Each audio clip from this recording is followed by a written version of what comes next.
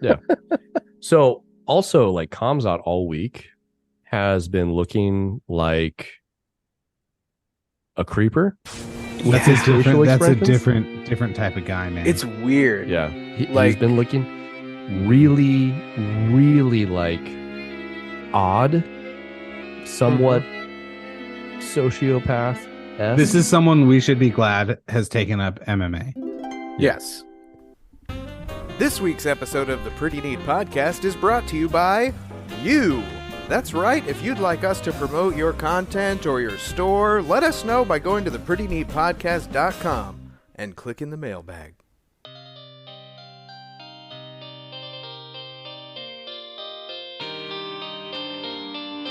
It's time for the Pretty Neat Podcast.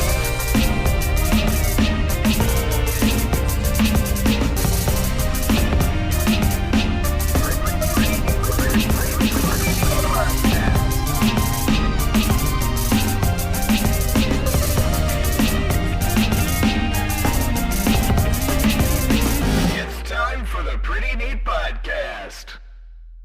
I've been spending most our lives living in a pretty neat paradise. Yeah. I What you- support it. What I you know? support it. What you know about that? Not as much as I should, undoubtedly. Yeah. I'm fighting with my video. Hang tight. Yeah, no problem, buddy. Anyway, unanimous. The show is better when Ryan's on it. Unanimous. So Every listener agreed. well, thank you. Good to be back. Missed you guys. It's been. I think you really... look great too. Thank you. I just got out of the shower, so I got that just after shower glow. I knew Hair's something nice smelled better. Nice and wet, slicked back. Yeah. it Speaking is. of, should I cut all my hair off tomorrow? Whoa. That's extreme. That's extreme. I Yeah, don't let me know give the you answer to that. Yeah, I don't know either, and I've been stalling, and I've been getting pressure from my boss of all people, because go have it, somebody who's a regional person with long flowing locks that go down to near the top of my rather flat posterior. Nah, it's curvaceous. I'd ask the I've seen it. Had asked the question, hey, when are you going to cut your hair? And I was like, what do you mean? He's like, well, when we were in Orlando, our senior vice president saw me with all of the hair glory and said, that's not very professional. And that was like 9 months ago. Yeah. So I've just been treading water, stalling, right? Being indecisive, which I'm wont to do at times. So I'm just debating. I'm off the rest of the week. I was off today. I'm off tomorrow. I'm going to a show on Friday in San Diego, and wondering if I should get a haircut. Now, I've done this before. I've cut all my hair off. I've gone with the traditional young man's hairstyle. Okay. The 2 on the side, number 8 on top, and just part it So- down the side and do a So little we're comb not over talking it. like me. No, I'm not going to go look as if I'm joining the military. Wow. And I'm getting I don't my have a crew cut. introductory buzz cut. No, you do not. No, I am. You I am are- bald, you are- bald. You are Mr. Clean Mm-hmm. in all his glory. Do you just shave it? Do you like buff it at Every all? day. Shave I it have a every lotion day? I put on it. Yeah. Okay. Mhm. To bring out the shine, right? But not too much shine, because you don't want to have people have the sun reflected off your dome into their eyes, right? I actually don't want any shine at all, believe it or not. But I kind of get sweaty, and I'm outside for a good chunk of the day, so it happens anyway. If I don't put the little bit of lotion on it, it dries out. Got it. Okay. Mhm. And nobody wants an ashy head, right? Like that's just a No. non-starter. No, you imagine talking to a 7th grader with flakes of head falling off. It doesn't work. Respect gone. I just delivered to the Pretty Neat Podcast text thread a reference photo of Mr. Ryan with said hair. Okay. And it does look good. It does look good. Oh, this is hot as shit. You should da- definitely do this. Yeah, you're That's at your old apartment. Yeah, it is. Damn. You're right. I can tell because of the reflection in the back in the I in the think sliding door. here's the thing. I think Yeah. That's Kiri way back there too. Yeah. Funny. Wow. You look good either way. I also feel like there's nothing unprofessional about well-fashioned bun. Yeah, that's the thing. Is like I don't wear my hair down at work. It's always kept back. It's a bit of a sexist thing, right? It's more of a traditional like people in high leadership positions trope. Is it a trope or a I fall victim to it with my tattoos. Yes, I can see that. Yeah. Not the sign on the door that says "Believe in yourself" and Oh, Bigfoot. we're gonna talk about that in a second. We're gonna talk about that in a second. So, I will wear like a polo shirt to work. That's not a problem. But if I know like the superintendent or a board member is going to be around, then You're I wearing go a like more collared businessy, shirt? Yeah. long sleeve collared with the slacks. Jeans really only on Friday, which is a bummer. Like tomorrow we have our big monthly like leadership meeting at the district, so I will be more business for that. But yeah, so today is National or International Unity Day, which is like an anti-bullying, like an inclusion type of deal. Hence my orange shirt that I have on. Oh, okay. Um, Not Halloween related. Okay. No, it's just wear orange for unity. And so we have lunchtime activities going on, and I'm standing out there, kind of minding my own business. And this girl, one of the ASB girls, walks up to me. She goes, "Pick a sticker," and she holds up 3. And one of them was the Believe in Yourself and Bigfoot sticker. And I'm like, well, you know me, because that's the one I'm taking. It was a good time. Give me that cryptid. Bigfoot is considered a cryptid, right? Or is that Sasquatch? Or are they the same thing? They're the same. I think they're the same thing. I'm pretty sure they are. I'm pretty sure they're the same thing. Also, Yeah. and I'm stealing this, I think, from Joe Rogan, but credit where credit's due, where he says, if you think Bigfoot's not real because they've never found a dead body, go find me a dead mountain lion. You're not going to find a dead mountain lion anywhere. Also, okapis are real. So, Yeah. Well, the abominable snowman and the Yeti are also Bigfoot's, Sasquatches. That's right. Yeah. They're like the umbrella of squatches, right? it's most likely that something like that did exist, right? Does it now? I don't know. We don't have to worry about it because we have sloth bears. You guys know what a sloth bear is?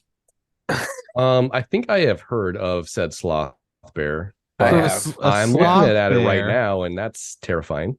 A sloth bear? Yeah. Yeah, look, it's a bear. Yeah. With a longer hairless snout. Yep. And 5 to 6 feet in length. Look at the claws on this motherfucker. Wow, he almost looks like Mm-hmm. Hey, share your screen. Yeah, okay. Like the bear If you'd version. like. Should have got permission. Screen, motherfucker. Yeah, Do you know the pretty what they podcast fight off is and not a regularly democracy. Do you know what they fight and regularly beat? Bengal tigers, you fucks. Bengal tigers. This thing is Bengal 50 tigers. pounds, and it takes on a Bengal tiger and wins. Yeah, a tiger will go 660. A sloth bear is what? Oh, less than 200. Yeah, not 50 Holy pounds. I'm crap. an idiot. Look at this pounds. thing. Hell yeah. This is the heavyweight in the zoo. These claws. Wow. A heavyweight in the zoo FC, one might say. I was at the San Diego Zoo yesterday chaperoning a field trip. Also, hey, everyone who thinks there's a better zoo than the San Diego Zoo, shut the fuck up, because there isn't. It's literally perfect. Anyway, I had a really good time with a group of middle schoolers telling them all about sloth bears and the gaboon viper. You guys know what a gaboon viper is? No. Okay. Let me get a Google search of a gaboon viper, please. Yeah. Have fun with that. That thing is terrifying. We're looking at one in their reptile house, and I'm talking to these two boys, And I'm like, here's the thing, guys. One, look at his head. It looks just like a leaf. You'd never see it. And then it's lights out for you. And two, Scientific name, Bitis gabanica. and two, if that thing gets out of this little box, the whole zoo has to be evacuated immediately.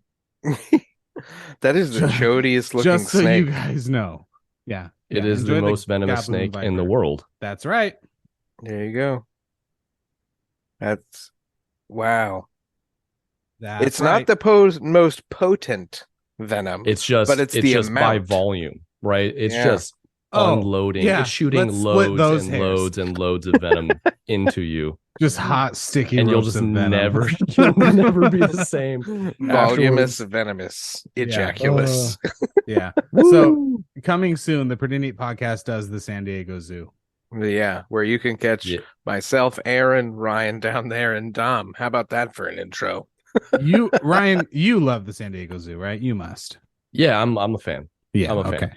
Mm-hmm. I prefer the San Diego Zoo over the Wild Animal Park if we're talking San Diego attractions. Correct. Yeah. I prefer the zoo all day, every day. Yeah. You're going to San Diego for a show. Friday. I'm going to go see a podcast show. Oh. Is anybody familiar with Last Podcast on the left? Yes. How am I familiar with that though? They're pretty popular. Riley likes them. They were out here a couple of weeks ago. So their flagship is called The Last Podcast on the Left, and they talk about paranormal stuff mainly. They will also do like serial killer series, but more of that type of content. The occult, aliens, cryptids. They've done tons of serial killer series. And then they just finished up a couple of weeks ago, like a 5-part series about Oppenheimer, like the full details. Love that. Which was great. And they're not the same level as like Dan Carlin Hardcore History, because Dan Carlin Hardcore History is like, that's amazing. Yep. That's like Harvard level shit. Yeah, full perspective. But they admire him. But they also weave in a lot more humor into their series. And they're all originally from New York, I believe. Well, Henry and his sister, who are in the network, are originally from Florida and New York, but they all live out here now, and they have just different podcasts. Another one that I listen to is Page 7. That's more pop culture based. And then Wizard and the Bruiser tackles like more geeky culture on a subject by subject level. Nice. Which is fun. So they're doing this show. It's called Beach Blanket Bingo on Friday at the Balboa Theater, which is not in Balboa. It's downtown, actually, in case you were curious. It should be the second time we've actually seen them. The last time was quite a few years ago on like one of the nights for Comic-Con. But it's going to be Bigfoot is a cryptid, according to Last Podcast on the Left. Actually, they have a cryptid episode. Yes, they talk about tons and tons of cryptids. They're fans. This actually, we loop this in the general store in the Sanctum. That's where I'd heard this before. It's actually a pretty simple licensing deal they gave us. I just subscribed to that. I am also going to a show next Monday that I'm very excited about. Well, yeah, what's that? I'm going to see Adam Sandler. Nice. Oh, hell yeah. Where at? Yeah. At the Honda Center.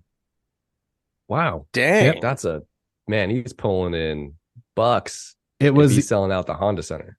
So, it's interesting because he's playing there and he's doing a theater at a casino in Palm Desert. And the Honda Center is way fucking bigger. So so he's doing Agua Caliente as well, like out in Palm Desert. No, it's not even Agua Caliente. It was one of the ones I'd never heard of. Oh wow. So we ended up being able to get a babysitter for the Honda Center one. And so yeah, pretty excited about that. As you should be. I imagine there's going to be like some singing content, right? Did you watch his Certified Fresh special? I did. On Netflix?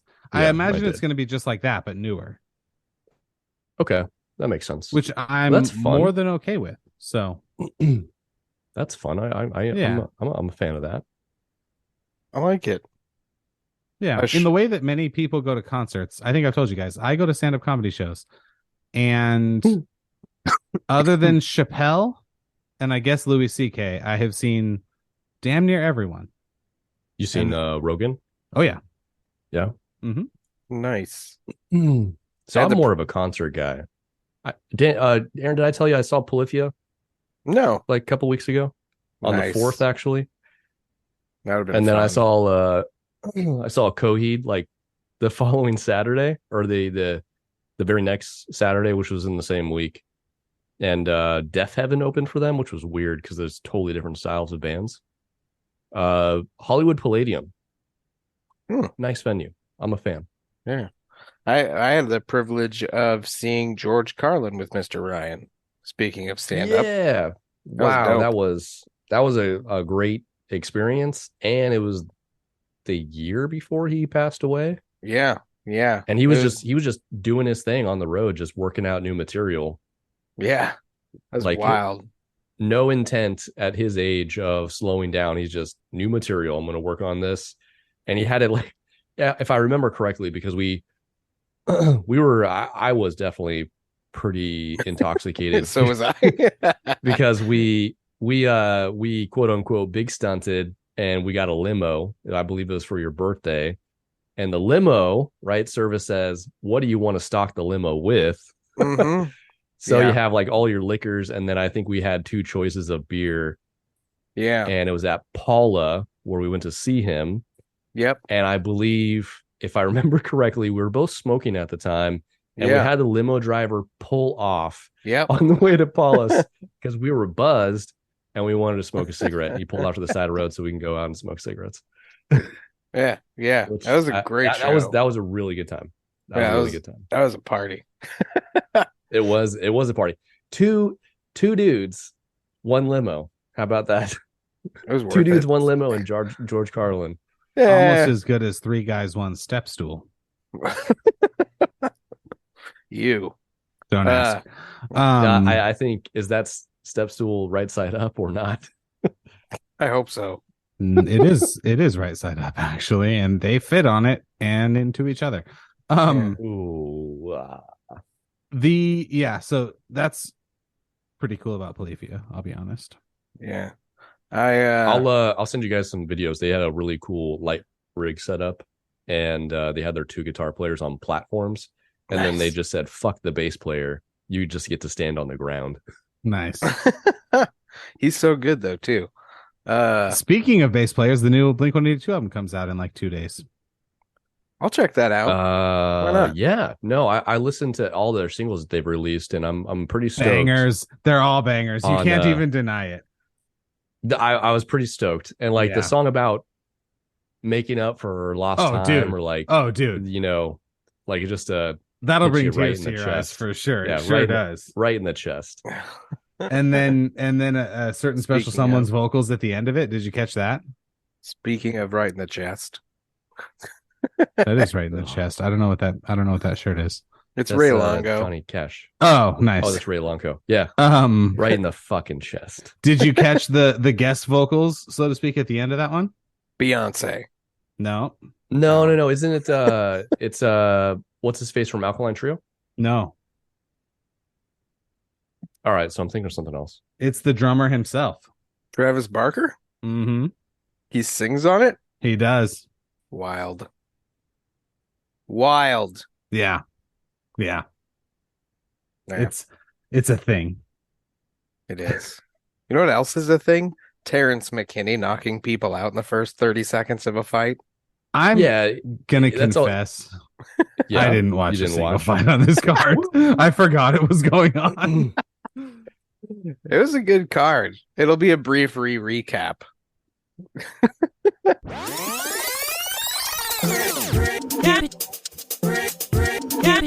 It was a good card, I will admit. And the Terrence McKinney thing, you're spot on, Aaron. It's like he either knocks people out in the first round or he loses. Yep. Yeah, that's like his thing. No in between.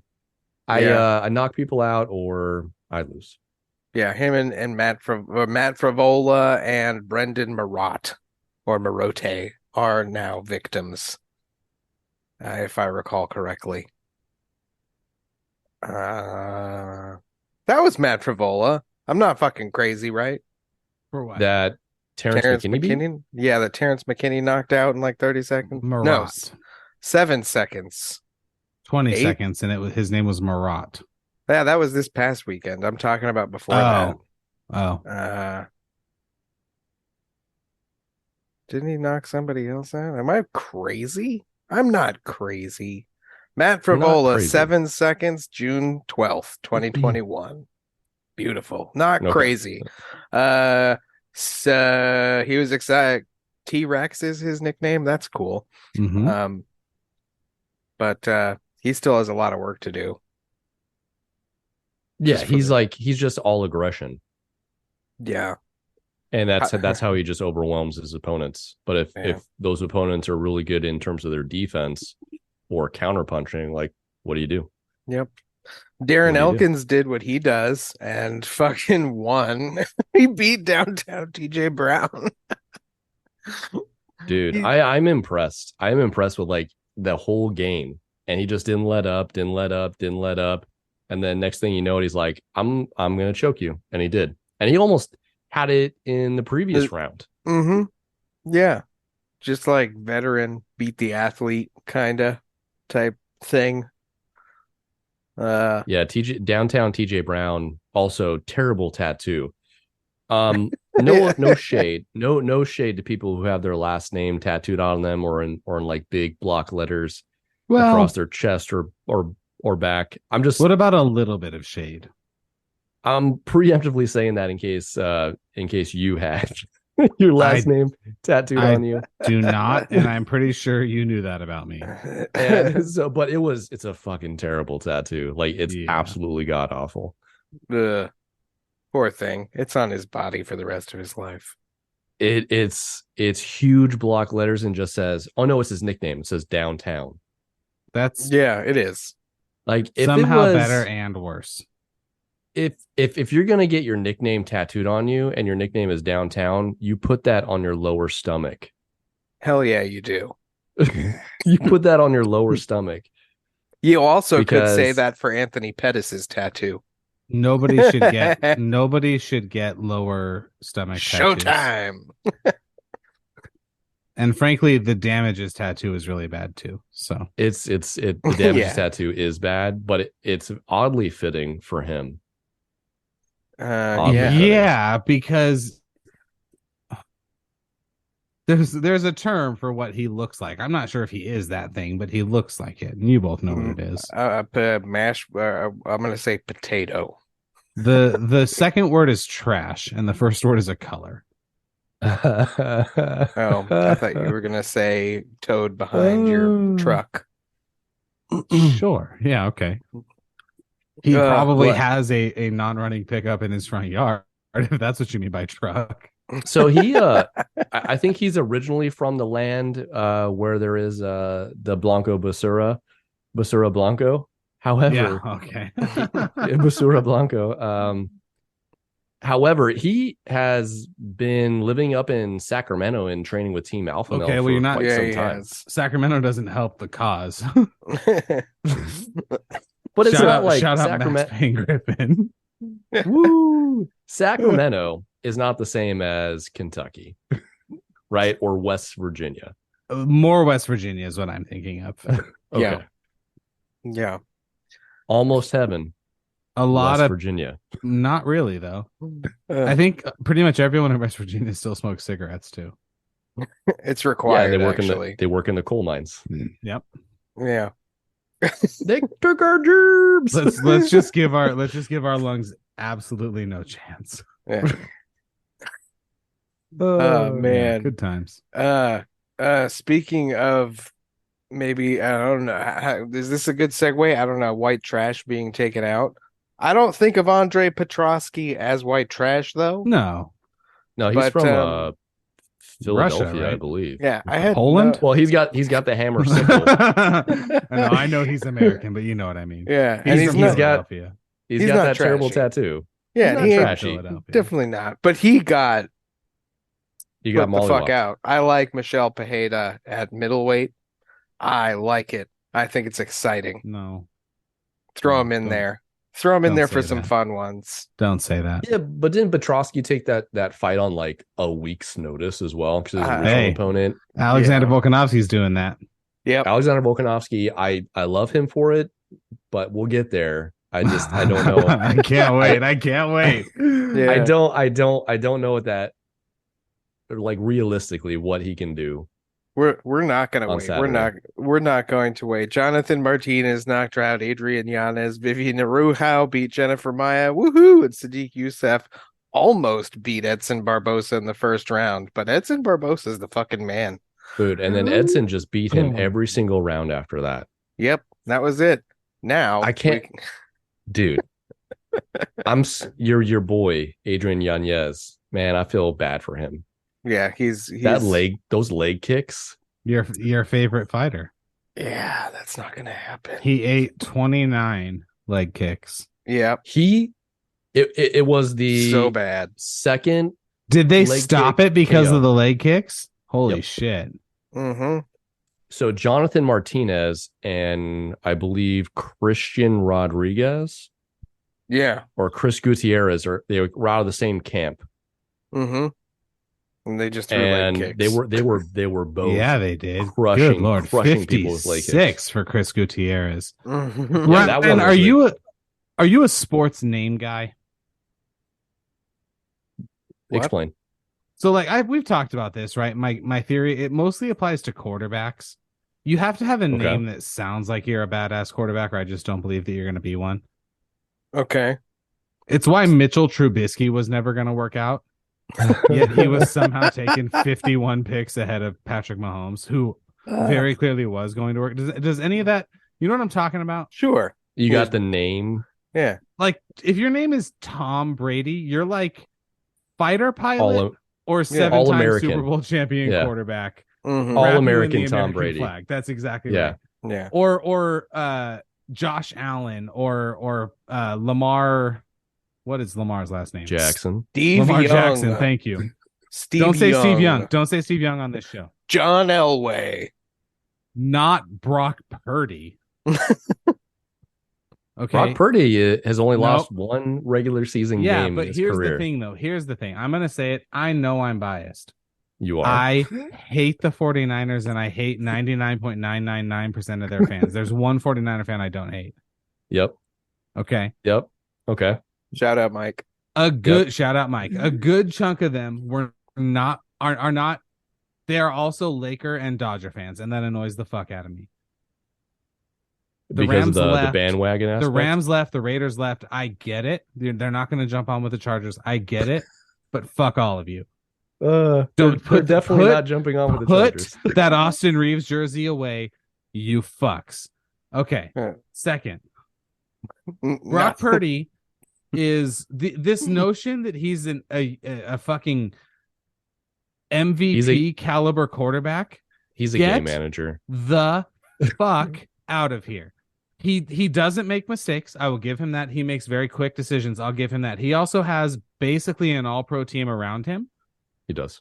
And the second he lost Debo and Christian McCaffrey, and the second they got real pressure on him, and he was 2 for 8 throwing the ball more than 15 yards.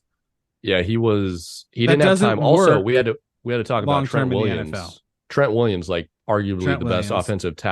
offensive tackle, went out Well- for a period of time with an ankle injury. We have talked about Trent Williams. There's a lot of NFL players who say he's the best player in football, full stop.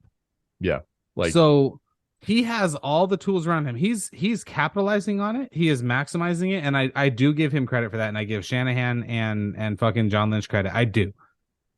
Having said all of that, this idea that he is somehow an MVP level quarterback. Do you understand that if the 49ers had Justin Herbert, they would Maybe. win like 60 games in a row they would be with that roster? they It would be the 16-0 Patriots. Just you putting up understand points. if they had Patrick Mahomes, they probably don't lose for a decade if they can keep them. Okay, so don't tell. Brock Purdy is a guy. There's a reason he was the last overall pick. Again, does he have some skill? Yes. Does he make stupid mistakes? Absolutely not. There's some stuff that you can work with there, but this notion that he's an MVP caliber quarterback or player is ludicrous. Now McCaffrey is an MVP level guy. Yes. And if they don't have him, they're in a world of trouble. Same thing for Debo. But it frustrates me. Who was I connecting that to? Oh, the name thing. Name. Brock Purdy. Who were we just talking about that does not pass the name test for me that's a fighter? Well, I completely lost my train of thought, didn't I? Doesn't really matter because the simple fact of the matter is I am much more likely to bet on a guy named Kamaru Usman than I am T Peak, who is also on Trevor Peak, who is also on this card. Okay. Sure. Some guys just sound like they are good at what they do. Yeah. Yeah, that's fair. But why were we talking about that? I don't know. Unless you thought like Adrian Yanez is not Jonathan Martinez doesn't really pass the name test, but that's not why I brought that up. That's not even really, whatever. The point is, okay. I was at the grocery store today. There were like 4 people with 49er hats on. It's like, you didn't have that shit 3 years ago. Take that shit off. Get out of here. Get the fuck out of makes here. Me mad. That's a good segue. What were you going to say, Ryan? I want to hear it. Lay into him with me. They're a well put together team and they're well coached. Yes, and they are both of those things. They're very fortunate to have people in positions on rookie deals and hitting on people on veteran salaries that works in that type of cohesiveness. The Chiefs are the same way. Like the people that they have. No. Mahomes is special. No. Yeah, I'm saying the people that they have that are on veteran deals or hitting up on rookies, like their main running back, Pacheco, he was a 7th round pick and he's viable. Yes, but all of that only works because they have Patrick Mahomes. Oh yeah, he makes the thing go. He makes the thing go. Like same thing, not to the same extent, but Lamar Jackson. You take Lamar Jackson off the Ravens, and we saw that last year with Tyler Huntley. Timo? Oh yeah. Although they're not the same. They're not even close to being as explosive. Imagine, and this may not be totally fitting within that box, but imagine Tyreek Hill no longer on the Dolphins. Like, are they as explosive? I mean, they have other good pieces, but he really takes the top off of defense. Mm-hmm. That guy is so fast. So fast. It doesn't even make sense. My wife says she hopes that she didn't spoil a surprise. Huh? A surprise? Yeah. I told her that you guys were going to see the last podcast on the left, and she texted our group thread with Ashley and Ryan that she was jealous. Oh no. And she texted me that she was worried. Knows about it. Oops. Okay. No. Ashley knows that we're going. I see what you're saying. This is not a surprise trip. Tell me about your Chargers. Let's hear it. Charging, right? Mm-hmm. The most perfect adverb ever. Didn't allow Micah Parsons to get a sack all game, and then when you needed to score, he gets a sack, and then the very next play, Justin Herbert throws an interception because of the pressure that he's inflicting upon it. Just you can only contain him for so long. Poor all around, really disappointing. It seems like Justin gets locked in on Keenan Allen and wasn't finding like the easy reads, the easy open. The defense, I was pleasantly surprised by the defense, honestly, in being able to. Let me ask you a question. Yeah. Are you taking a shot at Justin Herbert? No, kind of, yeah. Okay, He's too interesting. He's too locked in on Keenan Allen. Do you think sometimes, though, guys like him, and he is supremely talented, there's no debate whatsoever. Yeah. He's worth every penny. You have to, if you have him, you have to keep him. It is what it is. Do you think guys like him sometimes know these other guys aren't going to catch it? Because I think there's probably a bit of that with Mike Williams going down, and now like Jordan Palmer steps in that number 2 spot, and their first round pick, the Quentin Johnson, has like barely seen the field, so like that's concerning. Where you have other first round wide receiver picks for Minnesota, Jordan Addison, and then for the Seahawks, in Jimba, they're both like hitting the field a ton, and then for the Chargers, he's barely getting in unless it's like 4 wide receiver sets. That's a concern. Also, there were two unbelievably, my guy is wide open, I just have to hit him down the field, that Justin missed. Okay. Like they're touchdowns. Okay. They're touchdowns, and he missed them both. He overthrew both. So you don't feel good about their playoff chances? They're 2-3. They're playing the Chiefs this weekend. So they're going to be 2-4. They're going to be 2-4, Yeah. and the AFC is far more competitive than the NFC is in terms of How do you mean? The amount of teams in terms of level of competition in the AFC, I think, is higher than the NFC. The NFC South is totally trash. Both conferences have 4 teams under 500. Everyone else is 500 or better. Okay, so let's like NFC North. Nope, I'm sorry. Bay. I skipped the NFC North. The NFC North is an abomination. Yep, terrible. And the NFC South, the team that's leading that division right now are the Tampa Bay Buccaneers, helmed by one Baker Mayfield. It's Baker season. It's Baker. They have a +2 differential. It's not what you want. It's just every team in the NFC West has outscored them by a minimum of 27 points. The Rams have outscored them by 48, and the Niners have more than doubled them up. Yeah. Okay. There's way more parity in competition in the AFC right now. So being sub 500, the best teams play in the NFC. The best overall teams? I do. I actually think there are 3 NFC West teams that if they were in 3 of the AFC divisions, they are probably winning it. I think the Niners, Seahawks, and Rams win the AFC North, South, and East. I think the West is the only one they struggle to pass the Chiefs in. Yeah, well, the Chiefs. That and then that makes sense. Okay. I wouldn't. So in the AFC, it would be what? Chiefs, Bills, Dolphins? It's Chiefs, Dolphins, Jags, I think. And you know what? Cleveland's defense is really good. They've allowed 77 points. Deshaun Watson, like, who knows when he's coming back, also hasn't looked as good.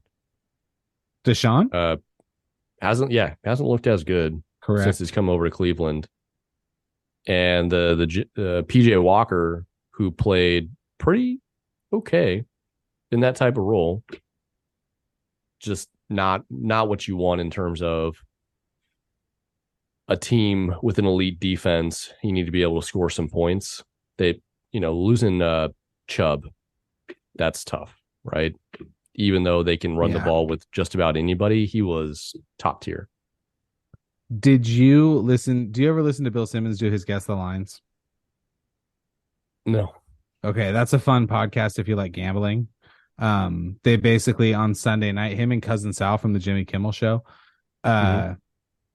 guess they take the next week's slate of games after they've watched all day Sunday, and then guess whatever the line's going to be, and kind of break it down. It's a fun show. Bill Simmons thinks that the Chargers are going to get a new coach. Do you know who he thinks it's going to be? Tell me. I want to hear this. It's a name that I think you'd have been way more excited about in like 2011. John Gruden? One William Belichick. Fuck that. No. Bill Belichick needs to retire. Uh-huh. Um, You don't think he's better than Brandon Staley? he is better than Brandon Staley. Like Yeah. you said, I'll coach the Chargers and I'll do a better job. Their clock management's terrible. His decision Here's the making's thing. terrible. I am nearly certain I could do a better job coaching the Chargers than he does. Yeah, I think they need somebody that's gonna really motivate the team. The biggest thing about the Chargers, then we'll move on to UFC 294 after That's this. right. The biggest Sorry, thing about Aaron. the Chargers is they believe that they're fucking cursed. They believe that they can't win close games. Is it That better? they will find a way to mess Is it it up. better to believe that you're cursed, or better to believe that you're one $290 million third baseman away from the World Series? You tell me.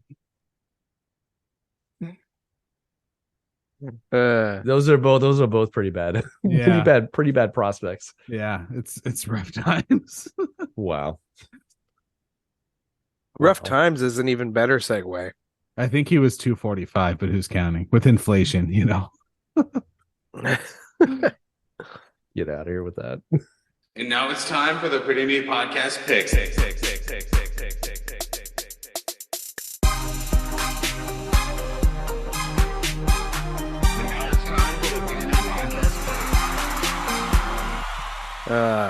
UFC 294 is this weekend.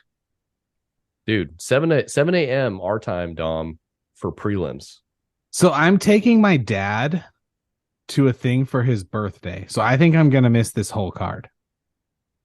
Wow. I know. The main card starts at 1 p.m. I will likely be home for the two main fights. No, I'll be home before 1. But no, it's 11 my time. So no, I probably probably won't. That's 11 your time. Mm-hmm. Damn, you're going to miss a heck of a card. I know. This is top to bottom. The first fight on the prelims is Bruno Silva. And Dude, he's I am exciting by stoked on himself. that. He is fun. On the UFC website, our no-name outline, Shara Magomedov. Mhm. I think they have him as a favorite. There's no odds. They do. Minus 280. There's no odds on the Magomedov. UFC website, which is weird. ESPN has Caesar's odds. I gotcha. Okay. Yeah, Interesting. minus 280. I like Bruno Silva for what he does on the feet. I think that's where Aaron was going with it. Yeah, that's pretty much all I was going with. And It's real he's hard for coming me. down too. It's real hard for me with a guy with the last name Magomedov when I don't know anything about him. Yeah, and they're fighting in the decision on UAE. this fight. Yeah. Yeah, so it's really hard, and they're going to lean heavy into the Russian fighters and the UAE fighters on this card. I think it's going to be really tough to not win if you don't have a V at the end of your name, or at least 4 other times in your name. That starts it off very exciting. Victoria Dudakova and Jin Frey. After that, that's exciting. Again, Russian fighter's going to win though. Sorry, Jin. Jin's good, but no. We're going Russian. Well, do you think that Bruno Silva is going to win? Because I think Bruno Silva is going to win. Do you? No. Would you put it on a parlay? I would. I actually put him in my Interesting. lineup for fantasy lineup because of salary issues. So I'm looking. I at need you people that guys are playing Prize Picks. prize picks. No free shout outs, but I need you guys playing Prize Picks. Okay. It is fun. Prize picks. Prize picks. Where is it? It's like if daily fantasy and sports betting had a California legal baby. I can't find out who won this fight. Which fight? Who? It doesn't matter. I was thinking about Tim Elliott, and it's not the. I'm not. Tim thinking Elliott of is the same guy who figured out one of the Nurmagomedovs, right? That's what I thought, but I don't think I'm it is. pretty sure it's him. I thought it was, because I was gonna say. That's the main prelim. That's the Or featured was bout. it not him? And see, that's what I thought, because I thought he was kind of the Dagestani destroyer. Was it Matt Schnell? No, it wasn't Matt Schnell. But I thought it was Matt- Tim Elliott. For that figured out who. One of the Nurmagomedov camp fighters. yeah, Was I it thought Ulan was Bekov? It might have been. I know that there was. Yeah, he beat Ulan Bekov, who fights out of Eagles MMA. Yeah. Yeah. Yep, that's right. Yeah. That so was at Covington Masvidal 272. Gotcha. Yep, that's totally Damn. it. That was 22 pay-per-views ago. Yeah. That doesn't make any sense. I was gonna say Muhammad Machachev should be the favorite in this fight. Probably. Did a you minus... just skip over like 7 prelims? Yes. Okay. But we'll come back to it. All right. Well, we don't have to. Yeah, I think that there are 2 people on this card that are absolutely fucked. Okay. Like totally screwed. And I actually think that Tim Elliott is one of them. He is He's gonna get fucked. a significant. Yeah. Yeah. Like I this is weird, but like Muhammad Machachev is crazy. Tim Elliott had all that shit happen with his girlfriend and his training partner, which came up in the last card, and he still won, I think. He did win. He did win. And it was his fiance. Yeah. And Didn't they Just get his girlfriend. Like something like that. yeah. Yeah, I think Dom, you're right. They got married and like on the wedding day or something, like she cheated on him with the best man or something. But What I don't would know. you do? I just Would you don't just, think like, it's up there. Cry and walk away? Would you commit crimes? I'd probably No. laugh and walk away. I wouldn't laugh. laugh? I think in a weird way, and let me explain, there would be a sense of relief because I would rather it happen there than 13 years down the road.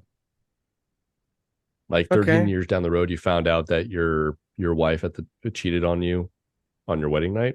If I found out that Or- right now, I mean, we have some would say until both of these kids turn 18, we're a little bit attached to each other.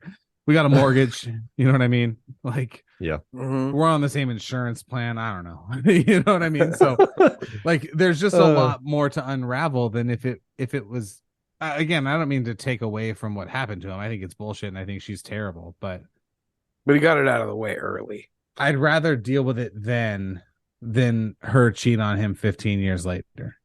Yeah. Fair. Also, the wedding night thing is a whole category on Pornhub. So, you know, maybe Wow. they're into that. I don't know.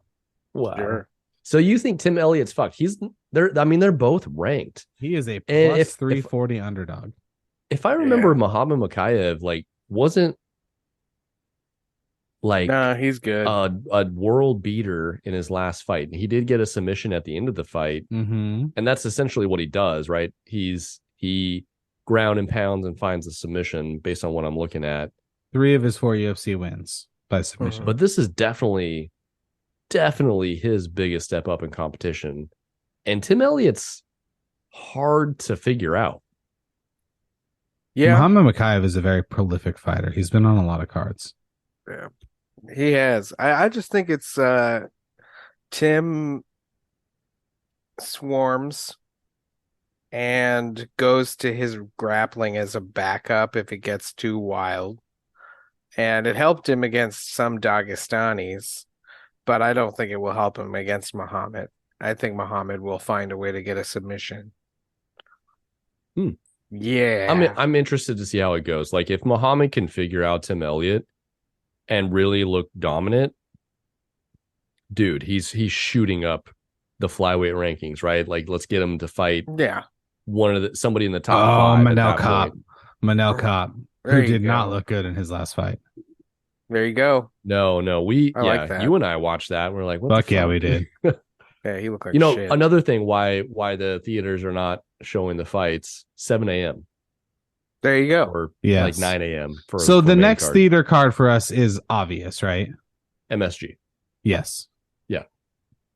There you We, go. we go to America's Crossroads, and then it's the same. The playbook is written. It's all right in front of us. Yeah, we know the steps. We just have to follow them. Perfect. That's exactly right. Yeah. I mean, I know that you guys actually were talking about the Almeida Derek Lewis card, but I mean, You're the only one in line for that, just so you know. I Like, get the whole fucking you're theater like, to myself. I'm going to Brazil for that fight card. God, I love Derek Lewis. He's the man. His balls are so hot. Derek's So number hot. one fan. Yeah, let's look at these other fights though that I totally jumped over. Nathaniel Wood is gonna fight again. Muhammad Naimov. From That's Tajikistan. cool. That is Yeah. cool. Nathaniel Wood. Curious to see what he does here. He's a definitely heavy favorite here, minus 340. He's definitely coming into enemy territory though. Yeah. He beat And the I'm crap pretty- out of Andre Feely. He did beat the well, I mean, Andre Feely is very inconsistent. Yeah. The only Now- problem with Nathan Wood is he's a fucking decision machine. It's gonna be well, points. Touch. Did you just call him Nathan? Nathaniel? Is that really how they say it? No, I was thinking of Natan Levy. Oh, I was going to be not happy But if yeah, his name was pronounced Nathan. Okay, Dominic. That No, wait, that doesn't see, make sense. that'd piss me off about myself too, and I'd legally change my name. Yeah. This will be good, but it'll probably Now be Nathaniel Wood. yeah, I think he's going to get another decision. But it really depends on Muhammad if he really presses the pace and forces maybe a bad position. Maybe Mhm. he can get a finish at that point. But I think you're right. That's looking like Decision City. I'm interested in this Indian guy because I remember his Yeah. first fight in the Something UFC. Jubilee. Ansel. Yeah. That's right. He he Oh had my a God. he had a really good post fight speech about being the first Indian fighter in the UFC. So, question. He was on the road to UFC episode 6. Is he from like their Asian Yes. Contender India is series. part of Asia Yes. contender yes. series that they came out with a couple years ago? Mhm. Yes. Yes. Okay, I love that. Second question. That Lewis Spivak fight night, was that the title fight for that he won? Oh, I don't know. ESPN says The it is. finale? It looks like it might have been the finale to Yeah, that. it probably was. Okay. So this is a guy. You guys see what his nickname is? The King of Lions. The Love it. King Not- of it should just- Lions. It should be the Lion King, right? No, you don't want to get Hmm. sued by Disney. I am Well, one of the people who UFC. doesn't love the Lion King. You don't love the Lion King? I don't. So Breeden, Mike Breeden is winless in the UFC. That means without Um, wins. Good job, Aaron. I think that he is a tomato can for I our friend agree. Anshul here. I do too. You fly an American to the United Arab Emirates to be a can. I hope you get paid. Yeah. Usman. Anyway, Abu Azaitar versus Cedricus Dumas. I haven't heard of either of these guys. Give me the Moroccan. I was gonna say, like, give me Abu. Yeah. Yeah, let's- exactly. I did pretty good right there. That was good. And then Dude, I'm fighting Javed Bassarat. I don't feel like I'm gonna win that fight. Jesus. you do kind of look like Victor Henry. Shout out A Victor little Henry. bit. Yeah. No, you're much more handsome. You I don't look have like, I don't have the cauliflower. yeah, or the decade and a half of facial trauma that this guy has had. But He is a significant underdog here. Basharat is a minus 600. wow. He's undefeated. He's Mhm. 14-0, and both the Basharat brothers are like big time prospects. Is This Victor guy- Henry better than we think, though? Mm, I mean, I don't really have a whole lot of thoughts about Victor Henry. He beat Jim- Johnny Barcelos at 270, lost to Rafael Assunção, and He beat Tony Gravely. Beat Tony Gravely. Thank you. So you beat an ATT guy. That's not nothing. It's not. Well, here's the thing. Like losing to Rafael Assunção, like this is like post prime Rafael Assunção. That's not. This great. is post Cody Garbrandt Rafael Assunção. Yeah. That's not great, right? And that's the decision. That's his 3 fights in the UFC. So Basharat he's got finishes. Yeah. He's got a lot of finishes on his record. What's his brother's name? I don't remember. The other one. It doesn't matter. It's not Javid Basharat. I wonder if it's Javin. Or it might be Juvless. Juvless Basharat. You see what I did there? Fahid. See what I did? It's Farid and Javid. Dominic. Yes. Yeah, and I do see what you did. Javid can go camping with me this weekend. Damn. No. So Javid and his brother kidding. are Farid Basharat. Got it. We knew a really nice guy named Farhad. That's a good name. Yeah. Come on the show. So the UAE warrior, Mohammed Yahya. Yeah. Yahya. Yeah. I thought That's was a Honey. weird nickname. Yeah, like the UAE warrior. Fighting Trevor Peak. Yeah. I have not heard of Trevor Peak ever. He is, and this Yahya guy is an underdog. To me, that seems like a lock that he's going to win. Yeah, he's fighting in his home country. Yeah, Trevor Peak has only ever been a Fight Night guy. Muniz and Allen and Emmett Topuria were the cards he was on. Yeah. And Contender Series. I'm sorry. Did you see that Emmett is signed on to fight Giga? Yep. Upcoming. Ooh, that's fun. It is fun. Yeah. He's going to get beat. Yeah, I agree that this is ass beat. That this is also a Yahya win. Yahya. And then do we have any other thoughts on Tim Elliott and Muhammad Machachev? I don't think so. We kind of No. I'm interested to see what Muhammad can do against clearly the biggest step up in competition and somebody who's not your traditional type of fighter. Yeah. It's not always when we see a guy like Machachev stepping up significantly in competition. They don't always look as good as we expect them to. True. Mm-hmm. Think Hamzat Gilbert Burns here. Yeah. That's a great call. Yeah, and you know who Tim Elliott reminds me of in terms of his fighting style, specifically on the feet? It's fucking Keith Jardine, right? Keith Jardine was the guy who had like this herky-jerky style and you had to try and figure out his timing. Yeah. Tim Elliott does the same fucking thing. To kind of hold their arms out. That's not easy for people to figure out real time because you're not bringing somebody in to mimic that. Yeah, that would be really, really hard. Trying to fight a wacky wailing inflated arm flailing tube man. Come on down to Al Harrington's wacky wailing inflatable arm flailing tube man emporium and warehouse. Whoa, I did not expect you to pull that out. Oh, come on. That was awesome. You knew damn well I was going to catch that and take it 50 yards. I'm Cooper Cup here. Nice. I liked it. Then we get the main card. So wait, hang on. You said there are 2 people on this card who are totally fucked. Have we talked? Tim Elliott's one of them. Have we talked about the other one yet? The other one I think is I'm reading Aaron's brain right now. It's definitely Is it Warley Alves? Yeah, okay. We'll get there. Okay, there's 3. Oh, you've got a third one. Is it Kamaru? Maybe Kamaru. Yep.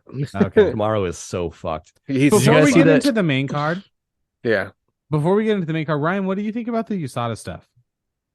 I'm here for it. Open up the door, bring it in house, have the UFC do it like the NFL, the MLB does it. You don't need a separate entity. Oh, you know what? That's a good call. I didn't even think about it that way. We went straight WWE. Oh, you're like, oh, everybody's juicing. I did. No, just bring it all in house. You can regulate it however you want. Bringing it all in house, you do it the way the NBA does, where you give the testers like 10 guys that you never test, and then you test most of the guys once, and then a couple guys 3 times. But like, send here's them 8 the weeks thing. notice. Can we fighters, right? They take a lot of physical damage. Yes. and like USADA prevents them from doing procedures that they would normally or otherwise, it's not normally, but otherwise would be able to do. Correct. And protect their bodies and potentially have bigger name fighters fight for longer and also or just at give a higher them a better level. quality of life after the ripe old age of 33. Yeah. No, I'm all for it for sure. I do think though, in fighting is unique because you could literally separate someone's brain from your spinal cord or whatever brains are attached to. So there has to be some level of management, but things like peptides, things like even some stem cells, maybe some testosterone replacement, like some, not crazy dosages or whatever, but there's ways you can do this. And I would be shocked if the UFC didn't just hire like 15 or 20 guys from USADA and just say, hey, do the same thing with these guidelines. Like it's they're not stupid. They know what they're doing. No. And the fact that I don't know, it may be a better product. You may have less people pulling out of fights with injuries because of the nature of how they prepare for these fights, that they're able to recover better. I'm a fan for it. Also, like TRT Vitor Belfort, right? Comes to mind. Which I know Michael Bisping has a problem with because he blames Vitor on the sauce for losing his eye. We don't blame him for that. No, it's a valid concern for a guy who did it right for the entirety of his career that we know according of. To the rules that we know of, right? We assume. Unfortunately, in any professional sport, you have to put that we know of because there is not a single athlete on earth that any of us would be like, oh, that person tested positive. What? Like we'd be like, oh, okay. No, like it's human nature. You're an extremely competitive type A person and you go beyond your physical prime and you start to slip. And then because of that desperation to remain on top of the mountaintop in terms of like peak physical performance, you look for other angles to make up for some deficiencies. So dude, I get it. I get it. I'm a middle school assistant principal and I'm going to get on TRT at some point in the next 18 months. And I'm not even joking. So if I'm allowed to do it, they should be allowed to do it. Like it's not, Sure. Like I could order peptides online right now and it'd probably be here by Friday. So they should be allowed some of the same.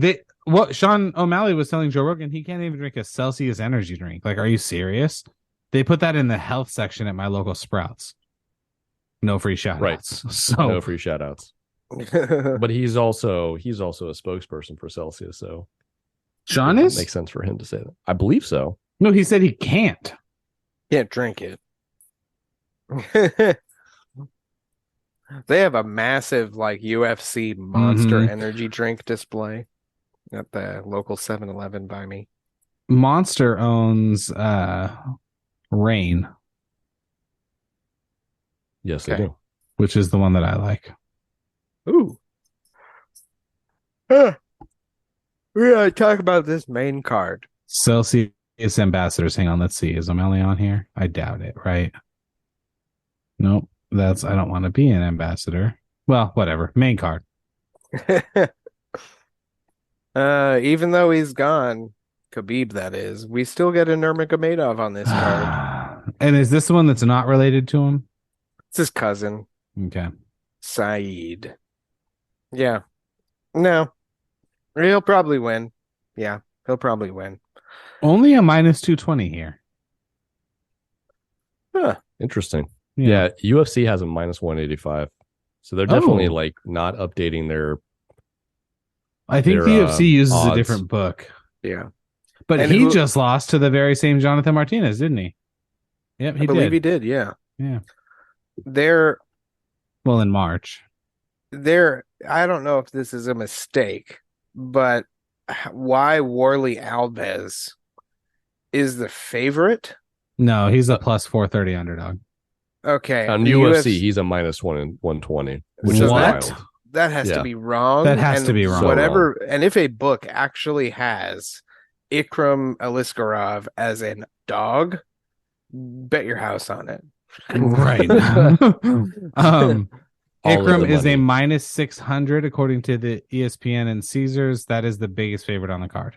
Yeah, he's a monster, and he No, is the biggest. Basharat is also a -600. I apologize. I view Ikram as we've discussed in the past, as the barrier to Bo Nickel being the middleweight champion. I'll entertain it. Because Ikram, depending on his performance against Worley, may show off that that's where he should be. Even with Kamaru Usman and Khamzat fighting in the same weight class, no. So Ikram has a single UFC win under his belt and a Contender Series win under his belt. Mhm. Yeah, he's like he's early Bo Nickel in terms of Oh, yeah, prospect. he's right there, no doubt about it. He's scary. And Worley, I mean, Worley's good, but I remember saying Worley was good 7.5, 8 years ago, which I don't means like that he he's- has 2 L's in his name. Yeah, get the fuck Yeah, out that's of here strange. with that. Worley. Anyway, the last time we saw Johnny Walker, he had a beautiful knockout of Paul Craig. Yep. Did you say last week he's been winning fights he shouldn't be winning? I heard I don't- someone say that, and I was like, wow, what a perfect way to describe him. I don't think I have. If I did, credit to me because that's smart. Someone said it, so credit to whoever said it. They were correct. Who Yeah, was it, Santos or Jamal Hill that made him testify like that? It was Jamal Hill. Jamal Hill knocked him Yeah. out with that testifying. You're absolutely correct. And Johnny's last win was actually against Anthony Smith. Thank you. Anthony Smith You're in you May. know I thought I was in a time machine for a second. I was like, you know what? He's beat somebody since he beat Paul Craig. Paul That Craig was a just a unanimous beautiful decision. knockout. He knocked out Paul Craig in the first round and subbed Jan Kutalaba in the first round. Yeah, man. That's he's taking it more seriously. He's training out of SBG in Ireland of late Oh. with Connor's team. I'm interested, but again, I think if Magomed like actually plays to his strengths, he'll take him down and dominate him. Yep. Yeah. But what if he doesn't? Yeah, if this is either going to be 3 rounds of wrestling domination from Magomed, or we might actually see Johnny Walker knock out the number 2, which If would he be fucks crazy. around, he's going to find out. If Yeah. he fucks around on the feet, he's going to find out. Because Yep. Magomed and Blachowicz, like Blachowicz he's got Polish power, but he's not explosive like Johnny Walker is.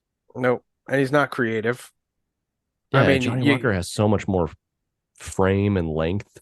Yeah, And I mean, kicking prowess. look at that Paul Craig knockout. Like that, it is clear he trained to do that, and that's a create. I mean, those what do you call a downward hammer I don't know. fist like that? Like I don't know. Jesus. Being dynamic like that at that weight class and just doing like weird non-traditional striking, but being effective because of your explosiveness is wild. Yeah, he's Michelle Pajeda if he was effective. That's totally. It's that little spice of capoeira in there. So He got some spice. I have a couple of things to say about this fight. These two guys are weirdly connected. They've both fought Jan Kutalaba, Paul Craig, Thiago Santos, and Anthony Smith. Mhm. That's interesting. Wow. Right? They have like almost the same records in the UFC. Magomed Ankalaev between January 17th, 2014 and July 30th, 2022 lost 1 time. It was in March of 2018. He has not technically lost a fight for 5.5 years. That's not nothing. The fight with Jan was weird. He knocked out Anthony Smith, but then 3 decisions before that. He knocked out Kutalaba twice in a row. Some knockouts against some guys who don't really matter, and then he lost. He was subbed by Paul Craig in 2018. No, that happens. Paul Craig's going to get you. It's just the way it is. Mm-hmm. Especially when you I'm gonna say like to play on something top here. like that. I love Johnny Walker at plus 275. I Wild, am right? right there with you. I'm right there with you. Like that would be on a parlay Mm-hmm. because the big question mark is how is Magomed gonna fight? Because he laid a fucking egg Yeah. against Blachowicz, and we're everybody's saying like, oh, he's the next guy, he's the next Russian guy, he's gonna come in, he's gonna dominate you on the ground, and his stand-up's not bad, but he didn't do that against a 40-year-old Jan Blachowicz, and now he has to fight a guy who's in his physical prime, who has a 7-inch reach advantage against this guy, and they're throwing similar amounts of strikes. Yeah. But Johnny's he's got the physical explosiveness. I kind of think this has Johnny Walker written all over it. Dude, I have that in my fantasy lineup. Yeah. He's got John Jones like level reach. Right. But remember, this is the guy people were saying they thought could beat John Jones. Yeah, but Well, then when he he had was a coming couple up, of he had And a then couple he like, did laid that a weird fucking egg. celebration and hurt his shoulder, and it was like it's been like a roller coaster since then. Yeah, he did the worm and dislocated his shoulder. welcome is home, wild. Ashley. Yeah, she just got back from Disneyland. Disneyland. I could tell. Ears. Yeah. Yeah. Hey, if you're going to Disneyland, I know I told you guys this. Do yourself a favor, ride Grizzly River Run, River Rapids. River Rapids, whatever it's called. I'm down. Way more fun than I thought it was going to be. Yeah, it's a good time. And when they spin you coming out of the gate, Which you just they don't always know, do. which they don't know, like where you're gonna get hit with the water. Sure don't. Always a good time.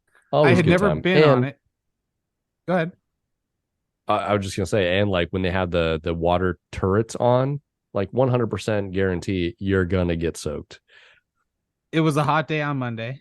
We were there with my wife's whole family, which we do once a year, usually Christmas time. This year they wanted to do Halloween. Okay, all good.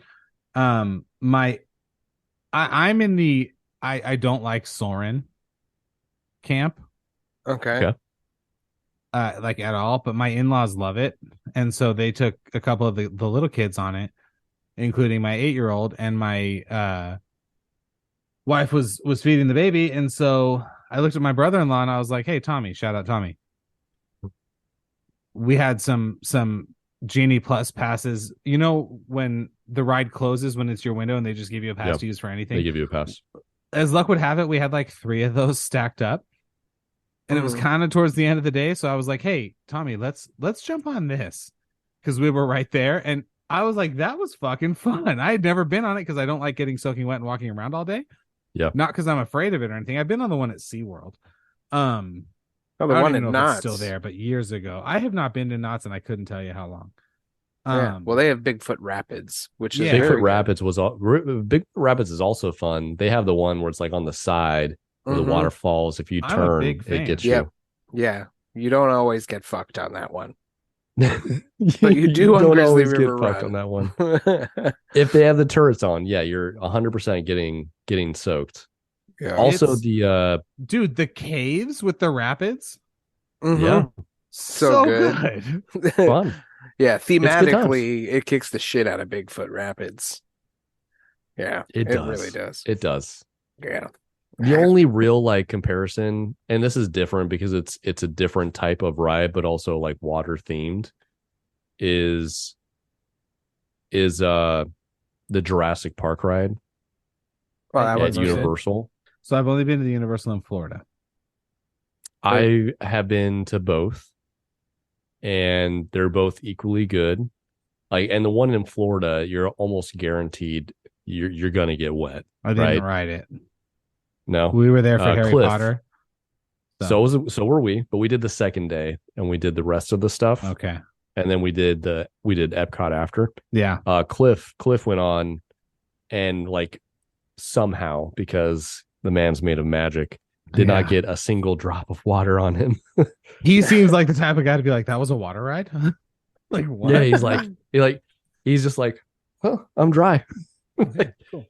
Oh, great. Yeah, He so goes on as if we're Tower gonna of walk around Terror with and wet doesn't get socks. it. Doesn't get airtime on Tower of Terror. My Sticks to the seat. brother-in-law Tommy, he got a little more soaked than I did because he was right next to the opening.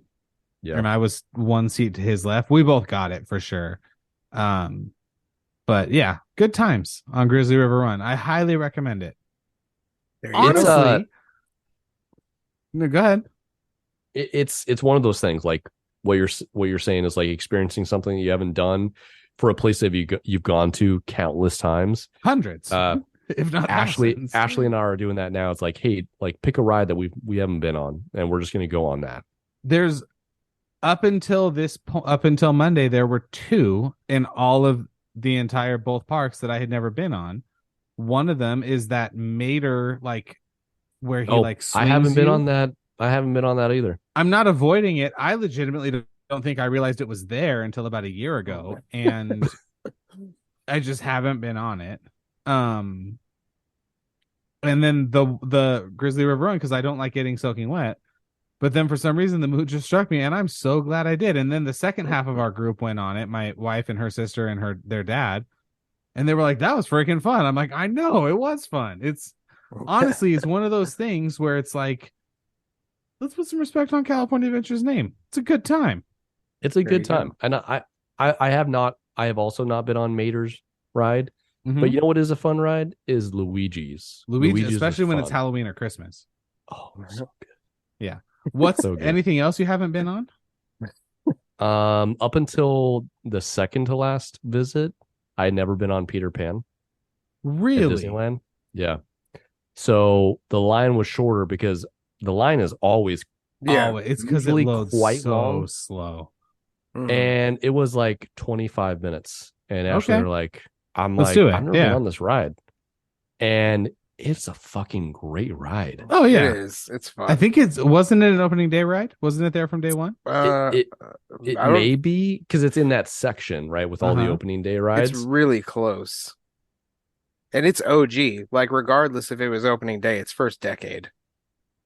Oh, I think it's. I first- just it's never- we first just 6 always months, bypassed if it. Yeah. It's so good, though. It's very good. I still feel like the Flying fucking over ship is London going at to night. fall. Yeah. Yeah. The flying over London at night just kills you. So And good. All right, So good. let's see. Autopia, the Railroad Jungle Cruise is a day one. Mad Tea Party. The Riverboat, Mr. Toad. Shout out Mr. Toad and Peter Mr. Pan Toad. There you and go. Snow White and the Canal Boats. The Okay. Casey's Junior Circus Train opened 2 weeks later. Dumbo opened about a month later. Okay. Did you know people's shoes were melting to the asphalt because it wasn't dry on opening day? Mm-hmm. That's pretty wild. And Yeah. you know about the peanuts? yeah, and the trash too. Something Yep. with the trash was like fucking wild. Anyway, If you think about the way Peter Pan works in 1955, like, I'm sorry, what? You're going to suspend a fake boat from the ceiling in 1955? I guess everybody weighed 61 pounds. So, yeah, and Flint, Michigan doesn't have clean water. and Flint, Michigan doesn't have clean water. Never forget. Let's talk about the Um, co-main event. All right. So Kamaro, has everybody seen the video of the open workouts with Kamaro and Justin Gaethje? I have. No. Yeah, that's So they're- interesting. They're playing patty cake. They're playing patty cake and just doing Baker's some men. underhooks. Yeah. Mhm. Roll them up as fast as you can. And Kamaro gently picks up Justin and goes for a takedown. And like Justin says something, and you can hear in the video what we think Kamaro says is my knee popped. Yeah, And then Oh, they get no up. way. They get up and he gets up mostly Kinda weird. Yeah, it's not like a normal hey, I'm gonna get up. He's definitely favoring one leg. hmm And then after the fact, because this started circulating pretty Like- quickly, yeah. Justin's like, oh, you guys, he's fine. No, blah, blah, blah. But here's the thing is we know that Kamaru, at his age, he's 36, Mhm. has Mhm. talked about it at length previously about his knees being bad. Yeah, So you're taking this fight on 12 days notice and you're up a weight class against a guy who is the most aggressive fighter in the UFC, maybe. yeah. and what's he gonna do? What is he gonna do? I don't know. I think he gets housed in round 1. I do too. Even watching Embedded, Kamaru like can barely stand up straight. Like he has to lean on one leg. I've only seen the first two out of 3. So it says, according to MMA Junkie, he says something popped. Both of them deny it. Yeah, Kamaru wants that paycheck. And Justin Gaethje, like on the video, says, like, "Are you all right?" Like he looks at him, they look at each other funny, and he's like, "Are you okay?" Like all concerned. And they he's have like, "No, done... I think it popped or something," and they get up. It's fucked up. Yeah. Hang on. So let's get some video here. Is this going to work? Yeah, it is. Okay. And that's part of the reason why I think he's one of the people that's totally screwed on He's this totally card. fucked. Like, I don't even think. Can you guys see this? Yep. Yeah. And I'll say it while you play it because it doesn't hang happen. on. I'm going to share audio. They said 18 seconds. Yeah, that's about when it happens. All right, let's see. He turns around and he goes to pick him up. Here it is. Oh, okay. Yeah, it popped. He says like something popped. I clearly hear popped. Yep. Yeah, I heard And pop. then He 100% says something popped. Yeah. That is. Yeah. So he's getting finished in round 1. Not only that, I think he's getting finished. Like, he's not going to get knocked out cold. He's going to get injured by Khamzat. Khamzat is going to end this fight by breaking his ribs or kicking out his leg or something. Like, he's going to hurt Kamaru. Yeah. So also, like, Khamzat all week has been looking like a creeper. That's Yeah. a different type of guy, man. It's weird. Yeah. He's been looking really, really like odd, somewhat sociopath. This is someone we should be glad has taken up MMA. Yes. Also, in both ESPN and the UFC's website, they have him as his home nation of United Arab Emirates. That's But interesting. this dude was a Swedish citizen, right? Also, he trained in by way of Chechnya. Yeah. right. Also, He's never- by way of I've never seen the him. land of war. Yeah, I don't think that he's represented the UAE though before like that. No, Yeah, which you're is calling it strange out. to have it on both sites. It's Yeah. I remember when it What's- said what's Sweden up and with being that? like, what? Mhm. No, it Yeah, for sure yeah, says he's a Sweden. Yeah, I mean, Definitely a Kamaru Swedish says citizen. Nigeria. Like, please. well, he's from Nigeria, but he's been living in the U.S. since he was a kid. Where was he Then- born? Then Khamzat should Nigeria. say Sweden. Is that true? Yeah. Yeah. Yeah. Yeah, it is. He was born in Nigeria. Yeah. Yes. Yeah. Him and Israel, who did you guys hear? He said he wasn't going to fight for a long time. Yeah, that's the right man. Yeah, something weird there. Huh? When I'm reading in between the lines, he's going to put It'll- on weight to go up to 205. 205? Yeah, That's yeah. a legitimately terrible idea.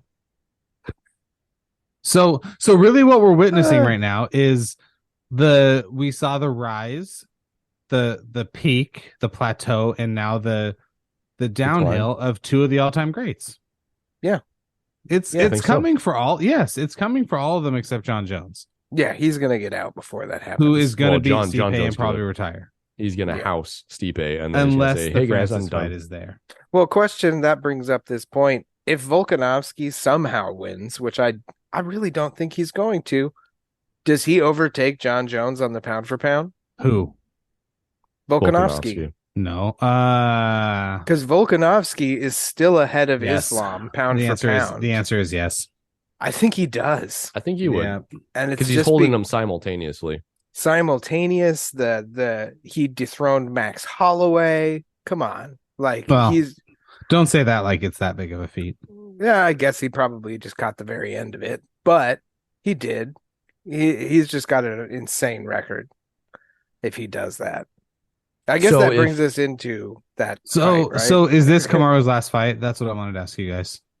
No, he said that he's gonna beat Cosmot, and then he's gonna take the 185 strap from Sean, and then go back down and get the 170 strap. Wow. But if he gets destroyed, well, how does Tony Ferguson figure into that? Because he also had a multi-title. Yeah, he had a 6-fight plan. Yeah, I think what you were poking at, Ryan, is this is fucking Michael right Scott there. at the shareholders meeting. It's a 99-point plan, 1 point per day. Yeah, no, I think you're on it. That like if he gets destroyed by Khamzat, it's kind of done. He should probably leave. But if he somehow wins, then sure, give him the next title shot. So what's the X factor for that? Is it Cosmot fighting like a dumbass? Yes, Like Cosmot just like being dumb and not playing to his Jorge strengths? Masvidal-ing it. Like if he thinks that Kamaru does not have power and lets himself get hit by one of those, that ain't good for anybody. Tom Brady played until he was 45. But Right. it's not going to happen. 44, 45. We see pitchers all the time knocking. Justin Verlander is still out there, still slinging it. They do it with smarts. They do it with intuition and feel for the game and experience. They do it with all those things, right? That's the path at this point for Kamaru. This is by far the most challenging fight Khamzat has ever had. Yep. It's not Kevin Holland and that weird bullshit. It's not even Gilbert Burns, and Gilbert Burns gave him a hell of a fight, and it's nobody before then. Yeah. Well, So Kamaru beat the shit out of Gilbert Burns. Yes, knocked he did. him out. Yes, he did. This is the biggest step up in competition he has ever faced, and that is something.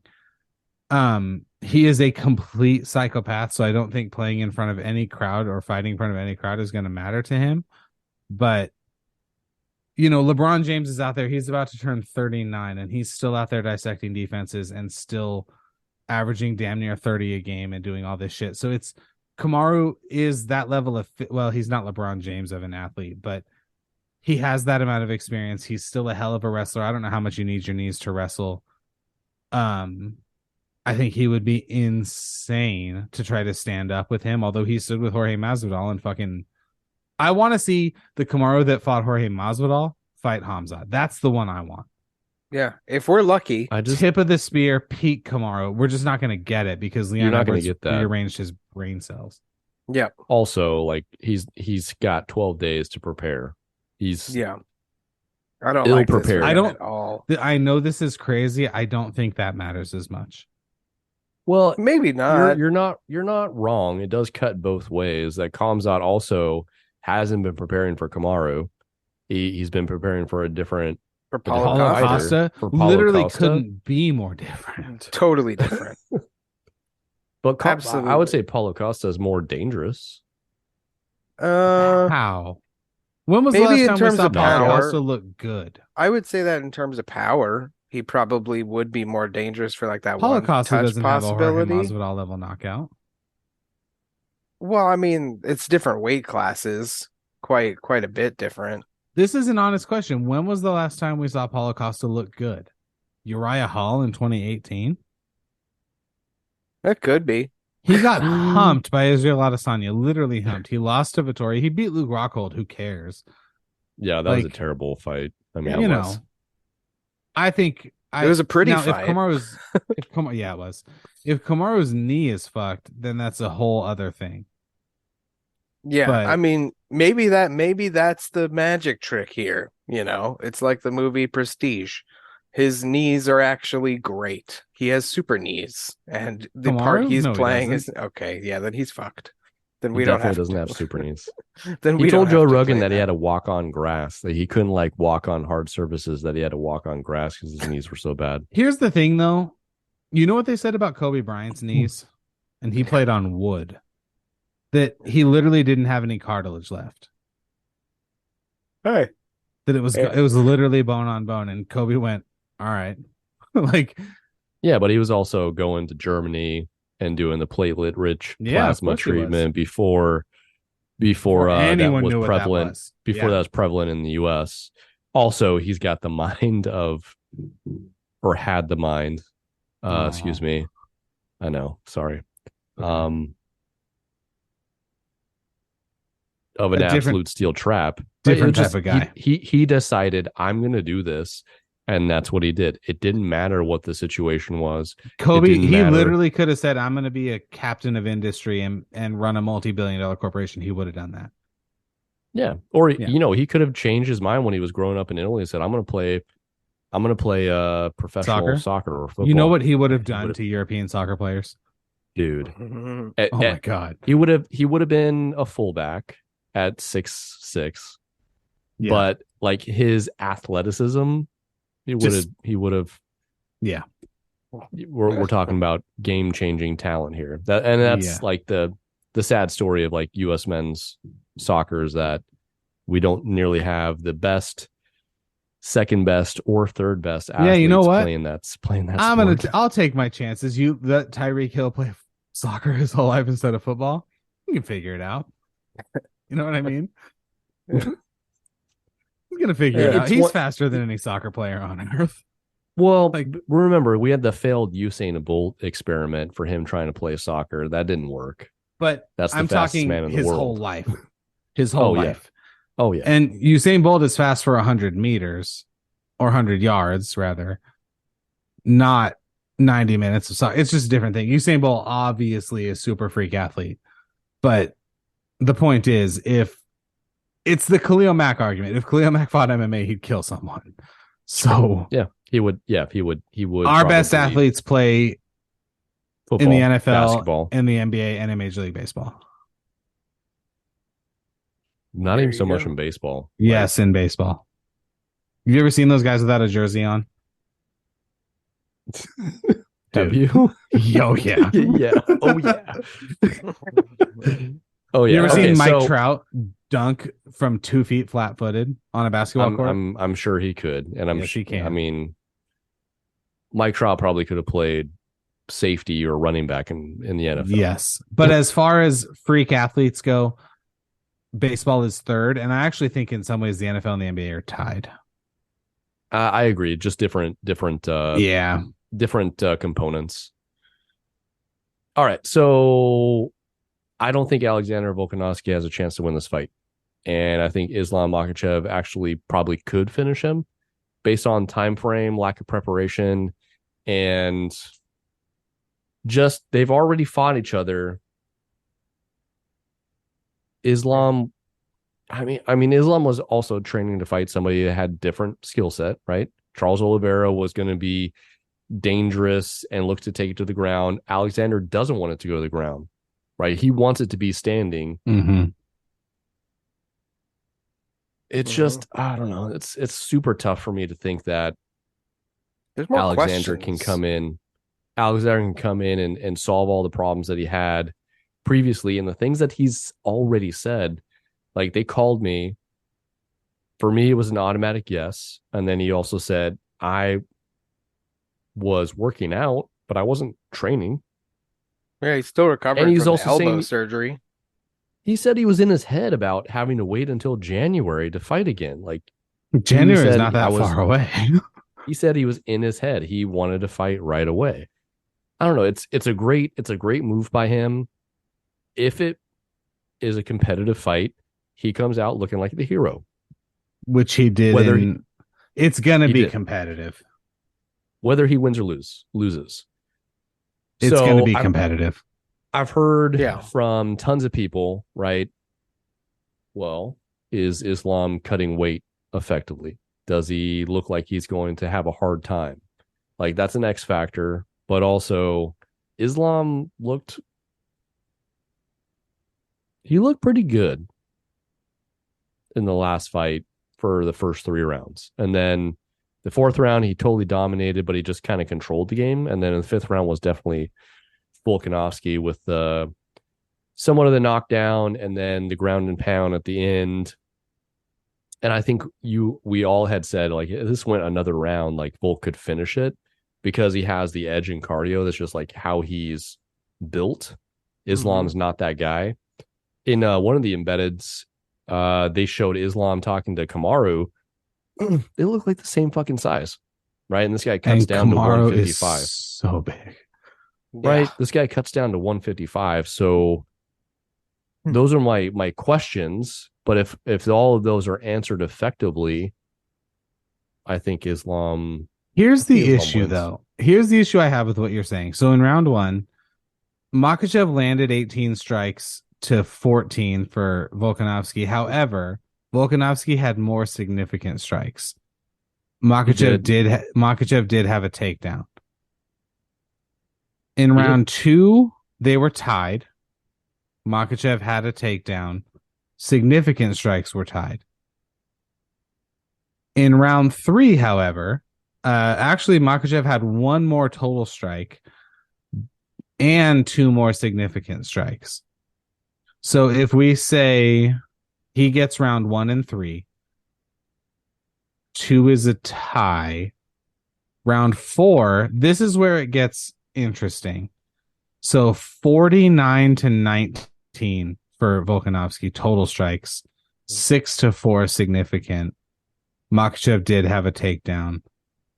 And then round 5, 52 total strikes to 8 in favor of Volkanovski. 20 of them were significant, and Volkanovski had a knockdown. Are we sure that fight wasn't a draw? I think it probably should have been. I mean, people thought it was a robbery that Volkanovski didn't win. And it wasn't a robbery. It was just a contested decision. If I'm being honest, right? Significant strike advantage to Volkanovski, but total strike advantage was a little bit greater, and he was a little more accurate in round 1. So I give round 1 to Machachev. Round 2 is like dead even. Round 3 is very, very close. If I give Machachev's 1 and 3, 2 is a tie. 4 and 5 are so clearly Volkanovski. It's 2-2-1. Yeah. A knockdown to me is more impressive than a takedown for Machachev. I'm sorry, maybe it's not fair, but you expect the takedown from Machachev. You don't expect him to get knocked down, and he did. Yep. Are we sure Machachev beat him? Yeah. A lot of people agree with you, I think. And for me, this one just has more questions because Islam won the last fight, but Alexander Volkanovski did not. They didn't trade places on the pound for pound. A lot of fans think Volkanovski won. He's getting a rematch. And he gets a lot of credit for going up like this. Yeah. My only thing is this is a post-surgery Volkanovski. Mm-hmm. And they are both, I think they're both skilled enough and wise enough fighters to learn. I don't think that either of them are going to come to this with any lack of preparation. Oh, that is a lack. You want to talk about a lock. They will both be. Volkanovski has been ready to fight him since they fought the first time. Yeah. Now, of course, one thing though, we have not seen Islam fight in a rematch. We have seen Volkanovski fight rematches before, and he looks better every time. 3 times. And he improved with each time. Yes. So, we know that Volkanovski is going to have a really great adjustment. We don't know that Islam will. And you know what? Maybe that's a Dagestani fighter flaw, is they always fight the same way. They're just so fucking good at it, nobody tends to stop them. But there's usually not rematches. So if we were to make a list of guys who could do what Volkanovski is about to try to do, how many guys are on that list realistically? To go up and fight in another weight class against another champion in a rematch to win both belts on 11 days notice. How many guys realistically could do that? It ain't gonna happen. If I said, hey, Leon Edwards in 10 days has to be ready to fight for the middleweight title. He's not. Or Jamal Hill's got to fight John Jones. Get the fuck out of here. No. Volkanovski is probably the only guy. Yeah. Maybe you could say Machachev on 11 days could beat Leon Edwards. So maybe these are the only 2 guys who could do that. Yeah. But I mean, if Volkanovski wins this and wins it in convincing and decisive fashion, he is, in my book, pound for pound number 1. Even Well, if they leave John at up that there. point, you start talking about him being, in the top 5-7 guys of all time. Yeah, he'd be up there with your GSPs and Anderson Silvas Especially and if he John just Jones. fucking Sean O'Malley, Aljamain Sterling drops him. If he spends around figuring out what he's going to try to do and then just counter fucking right hook hybrid uppercut type of thing and sends him to the mat, like, and it could happen. Totally could. I wouldn't put this on your parlay. No. But if there's a prop to pick, if you're gonna bet it, just bet Volkanovski at plus 220 just to win. That's the value. I don't know. Don't put it on your parlay, but bet it straight up separately. Yeah. Man, we have a bit of a hiatus in terms of UFC cards after this. We have to wait 2 weeks. Oh no! 2 to watch weeks. Derek Lewis and Almeida. But then 1 week after that, we get 295. Yeah, that is very, very true. So that's very nice. But that means that next week, when we meet, there will not be PNP picks for the following week, and it will be the 100th episode. Are any of us picking Volkanovski? I'm not. I'm not. I'm gonna go ahead and do it. There you go.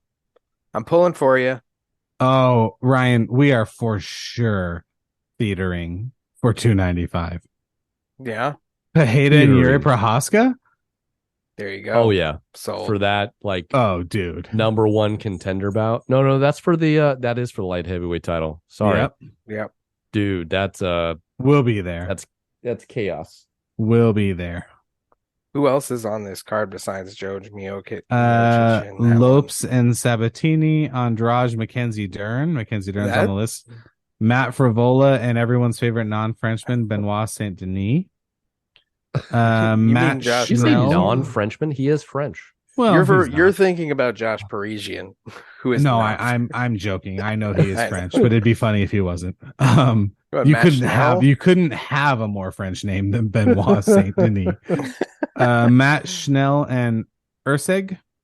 Yeah. Lupi Godinez is back. Marco Madsen is here. This is going to be a fun time. Yeah, it is. This is an early prelims card. Ryan and I will be at America's Crossroads. Probably. Do you want to just do it? You want to just be at America's Crossroads at 3 for the early prelims? Yeah, probably. Okay. There you go. That's a rational decision we just made. There you go. Nobody's just spent 4 hours in a Chili's 4 hours. We're gonna be here a while. Yeah, guys. We want to see some menus. Maybe get some. Apps. We may have to go with an appetizer or two for that stretch of time. We'll figure it out. Yeah. What are we taking away on? Ryan, take us home. HGH 2024. There we go. There we go. Yeah, you know why I love MMA so much? It's pretty neat. That is 100% true, but it's also because it brings us together. You know what?